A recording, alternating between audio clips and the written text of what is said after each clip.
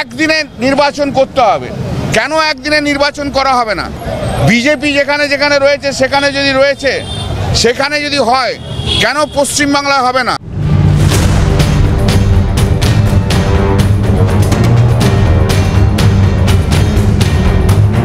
পশ্চিমবঙ্গে একদিনে ভোট চেয়েছিল তৃণমূল, কিন্তু রাজ্যে ভোট হবে 7 দফাতেই। বিহার, উত্তরপ্রদেশেও 7 দফাতে ভোট। খারিজ তৃণমূলের বাংলাকে বদনাম করবার তত্ত্ব। যে উত্তরপ্রদেশ এবং বিহারে গত 10 বছরে কোনো ভোট হিংসার ঘটনা নেই, কোনো প্রাণনাশ নেই, রক্তপাত নেই, বুথ দখলের অভিযোগ নেই, বাইক বাহিনী নেই, ধান কাপড় বিতরণ করে মানুষকে ভীত সন্ত্রস্ত করবার অভিযোগ নেই, যেখানে ভোট পরবর্তী হিংসায় মানুষের মৃত্যুর কোনো ঘটনা নেই, যেখানে পরাজিত দলও জয়ী দলের বিরুদ্ধে অন্তত দখলদারির অভিযোগ নিয়ে আসেন না, সেই উত্তরপ্রদেশ বিহারেও আজকে 7 দফায় নির্বাচন হচ্ছে এবং তার সঙ্গে সঙ্গে পশ্চিমবঙ্গ।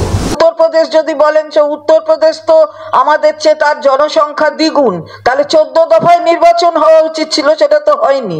সুতরাং ব্যাপার হচ্ছে ওইটাই, এবার লোক দেখানো কিছু থাকে, তাই লোক দেখাবার জন্য দুটো বিজেপি শাসিত রাজ্যকে সঙ্গে যুক্ত করেছে। এবার ভোটে হিংসা কিংবা রক্তপাত দেখতে নারাজ নির্বাচন কমিশন। हम बिल्कुल डिटरमिन्ड हैं इस बार मसल पावर को कम करने के लिए।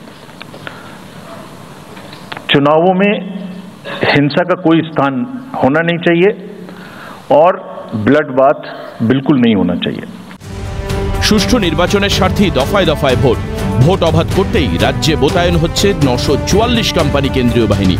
দেশের মধ্যেই শুধু সর্বাধিক নয়, কাশ্মীরের চেয়েও বেশি বাহিনী এবার এই বাংলায়। পরিস্থিতি কি এতটাই খারাপ?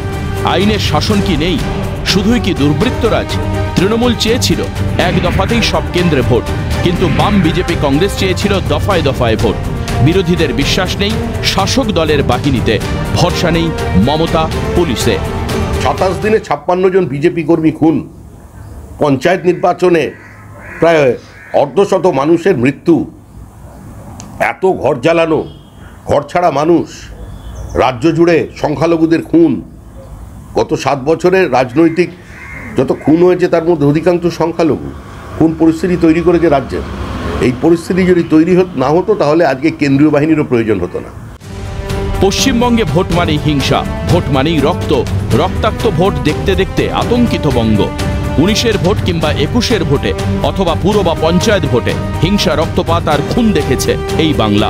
ভোটের দিন নির্দিষ্ট সম্প্রদায়কে কিভাবে তাঁতিয়ে দেওয়া যায়, পরিণতিতে কিভাবে অকালে চলে যায় কিছু প্রাণ, 19-এর ভোটে জানান দিয়েছে শীতলকুচি।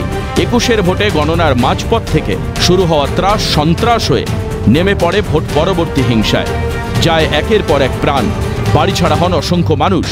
বঙ্গে পুরো কিংবা পঞ্চায়েত ভোট যেন শাসকের পোষা দুর্বৃত্তের সশস্ত্র ঝলকানি। দেশ জুড়ে হিংসামুক্ত ভোট চাওয়া কমিশনের সামনে, তাই বঙ্গে হিংসামুক্ত ভোট করানোটা কার্যত চ্যালেঞ্জ।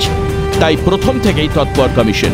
রাজ্য পুলিশের রাজীব কুমার, প্রশাসনের বিপি গোপালিকাদের কড়া সতর্কবার্তা দিয়ে গেছেন কমিশনের রাজীব কুমাররা।